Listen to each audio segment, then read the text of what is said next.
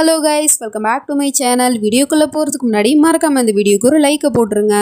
Last பார்ட்டில் நம்ம ஹயாவும் அந்த சைக்கோ பையில பார்த்துட்டு பயங்கரமாக ஷாக் ஆகுறா. அவனும் பாயாசத்தை சாப்பிட்டது மட்டும் இல்லாமல் அப்படியே சிரிச்சுக்கிட்டு நின்றுட்டு இருக்கான். இவ்வளோ அவனை பார்த்து அடுத்த செகண்டே பயந்து போயிட்டு ஃபைஸ்ன்னு சொல்லிட்டு கத்துனப்படியே அப்படியே மயங்கி விழுந்துடுறான். இந்த சதம் ராகத்துக்குமே கேட்டுருது. அவன் ஓடி வந்து பார்க்கறதுக்குள்ளே இவன் ஸ்விம்மிங் ஃபுல்லில் குதிச்சிடறான். அதுக்கப்புறம் நம்ம ராகத்து வந்துட்டு ஹயா உனக்கு என்ன ஆச்சு அப்படின்னு கேட்டா ஃபைஸ் வந்துட்டான், அவன் இன்னும் கொல்ல வந்திருக்கான் அப்படிங்கிற மாதிரி சொல்லிட்டு இருக்கா. அதுக்கப்புறம் அவளை வீட்டுக்குள்ளே கூட்டிகிட்டு போயிட்டு சமாதானப்படுத்தலான்னு பார்த்தா அவளும் ரொம்ப பயந்து போயிருக்கான். அவன் என்னை கொல்றதுக்காக தான் திரும்ப வந்திருக்கான், அவன் என்னை பழி வாங்காமல் விட மாட்டான், நீங்கள் நான் சொல்கிறது நம்புறீங்க தானே, அவன் தான் வந்து பாயசத்தை சாப்பிட்டான் அப்படிங்கிற மாதிரி சொன்னா எனக்கு தெரியும் ஹயா, நான் உன்னை முழுசாக நம்புறேன், ஃபைஸ் தான் வந்திருப்பான் அப்படிங்கிற மாதிரி சொல்லிட்டு இருக்கான். இவளுக்கும் பயங்கரமான ஷாக்காக இருக்குது. அப்படின்னா என்ன சொல்ல வரீங்கன்னு கேட்டால் ஃபார்ம் ஹவுஸ்லேருந்து கிடைச்ச பாடி ஃபைஸோடதே கிடையாது, அது வேறு யாரோடதோ, எனக்கு இன்ஸ்பெக்டர் கால் பண்ணி இப்போ தான் சொன்னாங்க, அப்படின்னா ஃபைஸ் உயிரோடு தான் இருக்கான் அப்படிங்கிற மாதிரி சொல்லிட்டு இருக்கான். இவளுக்கும் இதை கேட்டது பயங்கரமான ஷாக்காக இருக்குது. உடனே இவ போயிட்டு ஜன்னல் கதெல்லாம் மூடிட்டு இருக்கா. அவன் வந்துருவான், அவன் வந்து என்னை பழி வாங்காமல் விடமாட்டான் அப்படின்னு சொல்லிட்டு பைத்தியம் பிடிச்ச மாதிரி கத்திட்டு இருக்கா. உடனே அவன் தான் சமாதானப்படுத்துறான், அப்படிலாம் எதுவும் ஆகாது, நான் தான் இருக்கேன்ல, நீ எதுக்கும் பயப்படாத அப்படிங்கிற மாதிரி சொல்லிட்டு அவளை சமாதானப்படுத்திட்டு இருக்கான்.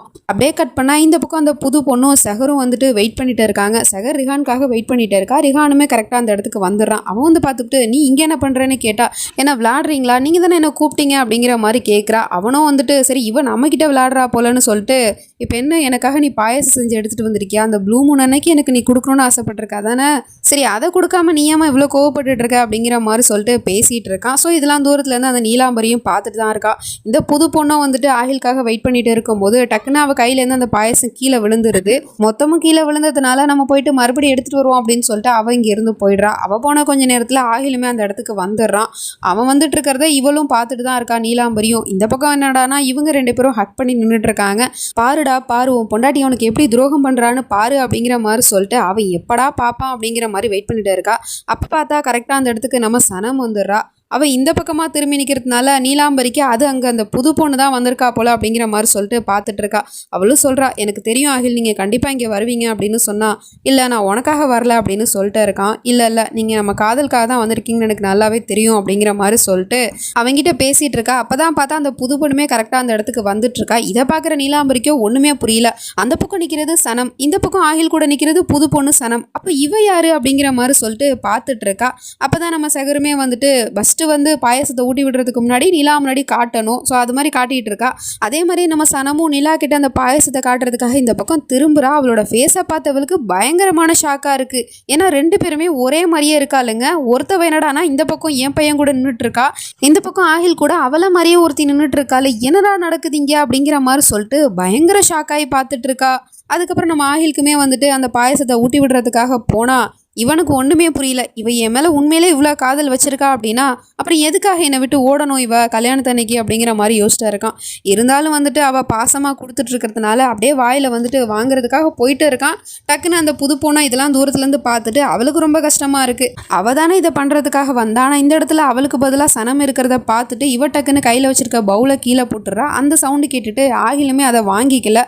அவன் என்னடானா இப்போ நம்ம சனமோட பாயசத்தை வாங்கி சாப்பிட்டோம் அப்படின்னா அவளோட மனசு வேதனைப்படுமே அப்படின்னு சொல்லிட்டு அவன் இங்க இருந்து போயிடுறான். அந்த பாயசத்தை சாப்பிடாமலே நம்ம சனமுக்கு ரொம்பவே கஷ்டமா இருக்கு. இந்த நீலாம்பரியோ மேல நின்றுக்கிட்டு குழம்பி போய் பார்த்துட்டு இருக்கா. பழசெல்லாம் யோசிச்சு பார்த்துட்டு இருக்கா. அந்த ஃபங்க்ஷன் அன்னைக்கு கையை பிடிச்சி முறிச்சு விட்டது, அதுக்கப்புறம் விரலை பிடிச்சி முறிச்சு விட்டது, அதுக்கப்புறம் அவளை குழி தோண்டி புதைக்கும் போது டெட் பாடி அங்கேயும் இருந்திருக்கு, இங்கேயும் வீட்லேயும் வந்துட்டு ஆவி மாதிரி பயமுடுத்தினா இல்லையா. ஸோ அது எல்லாத்தையும் நினைச்சு பார்த்துட்டு இருக்கா. அது மட்டும் இல்லாம ஆகில் கிட்ட அவன் மேலேருந்து என்ன தள்ளிவிட பார்த்தான்னு சொன்னா அவள் இங்கே கீழேலாமா நின்றுட்டு இருக்கா அப்படிங்கிற மாதிரி சொல்லியிருப்பான். ஸோ இது எல்லாத்தையுமே நினைச்சு பார்த்துட்டு இப்போதான் அவளுக்கு ஒரு விஷயமே புரியுது. அப்படின்னா இத்தனை நாளாக என்னை முட்டாளாக்குனது ஒருத்தி இல்லை 2 பேரா அப்படிங்கிற மாதிரி யோசிச்சுட்டு இருக்கா. அப்படின்னா ஜோயா அசத்தோட பொண்ணு, 2வது பொண்ணு சகரும் உயிரோடு தான் இருக்காளா, அவ தானே இவ அப்படிங்கிற மாதிரி யோசிச்சுட்டு அப்படின்னா இவளும் இந்த வீட்டில் தானே தங்கி இருந்திருக்கணும், ஆனாலும் நம்ம கண்ணில் ஏன் படலை, அவள் எங்கே தங்கியிருந்தாலும் போய் பாருங்க அப்படிங்கிற மாதிரி சொல்லிட்டு அவங்க 2 பேரும் துரத்தி விட்டுட்டு இவ என்னடானா சகரை பார்த்து சொல்லிட்டு இருக்கா. அக்காலும் தங்கச்சும் சேர்ந்துக்கிட்டு தான் என்னை முட்டாளாக்க பார்த்துட்டு இருக்கீங்களா, ஆனால் நீங்கள் 2 பேரும் ஒன்றா இருக்கிறதுனால தானே நான் போடுற பிளானெல்லாம் முறியடிச்சிட்டு இருக்கீங்க, இனிமே பாரு உங்கள் 2 பேரையும் பிரிக்கிறது தான் என்னோட அடுத்த கட்ட வேலையே அப்படிங்கிற மாதிரி சொல்லிட்டு இருக்கா. நம்ம சனமும் ஆகில் வந்துட்டு அந்த பாயசத்தை வாங்கியிருப்பான். இருந்தாலும் அந்த பொண்ணு அந்த இடத்துல வந்ததுனால தான் அவனால் அதை சாப்பிட கூட முடியல, அங்கேருந்து போயிடுறான். இதனால் அவளுக்கு ரொம்பவே மனசு கஷ்டமாக இருக்குது. அந்த பாயசத்தை தூக்கி குப்பையில் கூட போட போகிறா. இருந்தாலும் அவளுக்கு மனசும் கேட்கல. அதனால அழுதுகிட்டே அங்கேருந்து போயிடுறா. அதை வச்சுட்டு அவள் போன உடனே கிச்சனுக்கு ஆகில் வந்துட்டு அந்த பாயசத்தை பார்த்துட்டு சொல்லிட்டு இருக்கான், உண்மையிலே நீ என்னை காதலிக்கிற அப்படிங்கும் போது அப்புறம் எதுக்காக சனம் நீ என்னை விட்டு போன? அதனால தான் பாரு இப்போ எல்லாமே மாறி போயிடுச்சு. இருந்தாலும் நான் உன் மேலே வச்சிருக்க காதல் உண்மை. நான் உன்னை அப்பவும் சரி இப்பவும் சரி எப்பவும் காதலிச்சுட்டு தான் இருப்பேன். இது உனக்காக அப்படிங்கிற மாதிரி சொல்லிட்டு அந்த பாயசத்தை எடுத்து இவன் சாப்பிட்டுக்கிட்டே இருக்கான். இதை தூரத்துலேருந்து நம்ம சனமும் பார்த்துட்டு அவளுக்கு ரொம்ப சந்தோஷமா இருக்கு. பரவாயில்ல, என்னோட ஆசை நிறைவேறாமலே போயிடுமோன்னு நான் ரொம்ப பயந்துட்டேன். ஆனால் தேங்க்யூ ஆகில் அப்படிங்கிற மாதிரி சொல்லிட்டு அவன் சாப்பிட்றத இவ ரசித்து பார்த்துட்டு இருக்கா. ஆனால் தூரத்துலேருந்து இதை வந்து அந்த புது பொண்ணும் பார்த்துக்கிட்டு அவளுக்கு ரொம்பவே கஷ்டமா இருக்கு. நம்ம முன்னாடி சனமோட பாயசத்தை சாப்பிடாம போனவன் இப்போ வந்து சாப்பிட்டுக்கிட்டு இருக்கானே அப்படிங்கிற மாதிரி சொல்லிட்டு அவளுக்கு கோவமும் வருது. அந்த கோவத்தில் அங்கே இருக்கிற செடியை வந்து பொடிக்கிறா. அதுலேருந்து ரத்தமாக கையிலேருந்து ஊற்றிக்கிட்டே இருக்கு. இவ எதுக்காக இவ்வளோ ரியாக்ட் பண்ணுறான்னு தான் தெரியல. இந்த பக்கம் நம்ம ஹயாவும் ராகத்தும் தூங்கிட்டு இருக்கும் போது திடீர்னு ஒரு குரல் கேட்குது. ஹயா ஹயான்னு கூப்பிடுற சத்தம். அது ஃபைஸோட சத்தம் தான். அந்த சத்தம் கேட்ட உடனே இவ எழுந்திரிச்சு பார்க்குறா. ரொம்பவே பயமாக இருக்கு இவளுக்கு. ராகத்தை போயிட்டு எழுப்பலான்னு சொல்லிட்டு எழுந்துருங்க ராகத் எழுந்துருங்க அப்படிங்கிற மாதிரி சொல்லிட்டு ரொம்ப நேரமாக எழுப்பிட்டு இருக்கான். ஆனால் அவனும் நல்லா தூங்கிட்டு இருக்கான், ஏதோ அடிச்சு போட்ட மாதிரி.